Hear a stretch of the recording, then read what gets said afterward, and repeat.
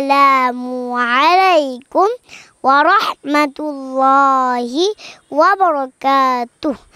আমার নাম আদিবা তাইবা তাম্মি। আমি দ্য হলি কোরআন মডেল স্কুলের কেজি শ্রেণীর একজন শিক্ষার্থী। আজকে আমরা জানব ঈমানে মুজমাল।